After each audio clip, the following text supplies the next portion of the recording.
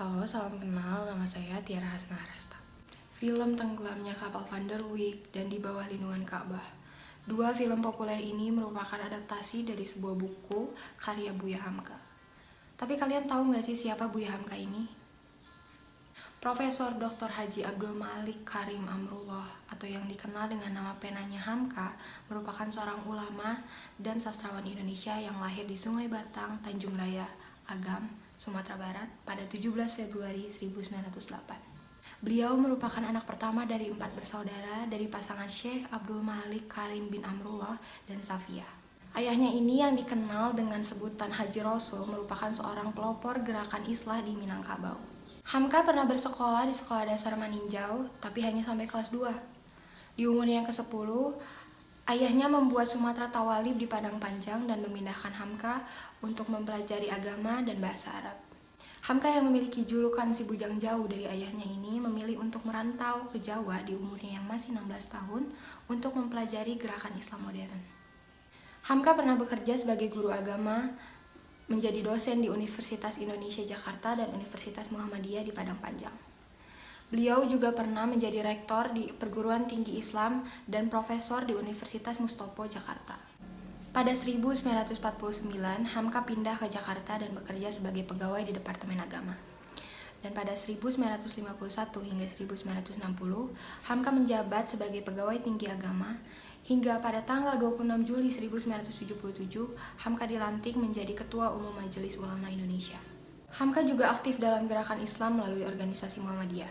Beliau pernah menjadi Ketua Cabang di Padang Panjang, menjadi Konsul Muhammadiyah di Makassar, dan Ketua Majelis Pimpinan Muhammadiyah pada 1946, hingga ia terpilih menjadi Penasihat Pimpinan Pusat pada 1953. Kegiatan politik Hamka bermula pada tahun 1925 ketika ia menjadi anggota di Partai Politik Sarekat Islam. Pada 1945, beliau membantu menentang usaha kembalinya penjajah Belanda ke Indonesia melalui pidato dan kegiatan gerilya di dalam hutan di Medan. Pada 1947, beliau diangkat menjadi Ketua Barisan Pertahanan Nasional Indonesia. Pada tahun 1955, Hamka masuk ke Konstituante melalui Partai Masyumi dan menjadi pemidato utama dalam pemilihan raya umum. Dari masa inilah, pemikiran Hamka seringkali bergesekan dengan mainstream politik saat itu. Perjalanan politik Hamka bisa dikatakan berakhir ketika Konstituante dibubarkan melalui dekret Presiden Soekarno pada tahun 1959. Dari 1964 hingga 1966, Hamka dipenjarakan oleh Soekarno karena dituduh pro-Malaysia. Pada tahun 1978, Hamka lagi-lagi berbeda pandangan dengan pemerintah. Pemicunya kali ini karena keputusan Menteri Pendidikan dan Kebudayaan pada saat itu Daud Yusuf yang akan mencabut ketentuan libur selama puasa Ramadan. Idealisme Hamka kembali diuji pada 1980 ketika Menteri Agama Alam Syah Ratu Prawira Negara meminta MUI mencabut fatwa yang melarang perayaan Natal bersama. Sebagai Ketua MUI, Hamka menolak, dan pada saat itu pula Hamka mengundurkan diri dari jabatannya. Selain aktif dalam soal keagamaan dan politik, Hamka juga pernah menjadi wartawan, penulis, editor, dan penerbit. Sejak 1920-an, Hamka menjadi wartawan beberapa buah akhbar seperti Pelita Andalas, Seruan Islam, Bintang Islam, dan Seruan Muhammadiyah. Dan pada tahun 1928 dan 1932, ia menjadi editor dan menerbitkan majalah Al-Mahdi di Makassar. Hamka juga menghasilkan karya tulis ilmiah dan karya kreatif seperti novel dan cerpen.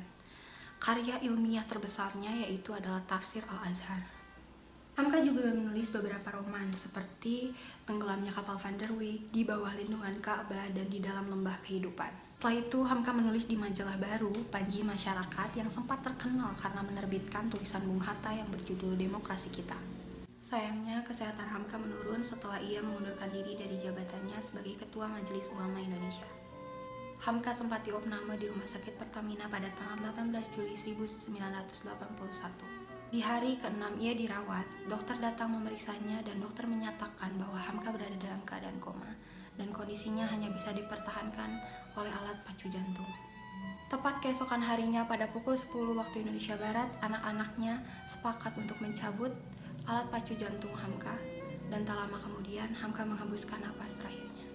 Hamka meninggal dunia pada hari Jumat tanggal 24 Juli 1981 pada pukul 10.37 waktu Indonesia Barat dan dimakamkan di Taman Pemakaman Umum Tanah Kusir, Jakarta Selatan.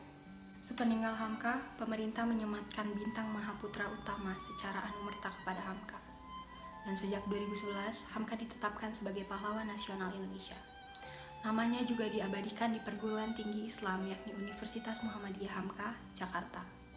Atas jasa dan karya-karyanya, Hamka menerima penghargaan anugerah yaitu Dr. Honoris Causa dari Al-Azhar Kairo pada tahun 1958, lalu Dr. Honoris Causa di Universitas Kebangsaan Malaysia pada tahun 1958, dan gelar Datuk Indono dan Pangeran Wiroguno dari pemerintah Indonesia.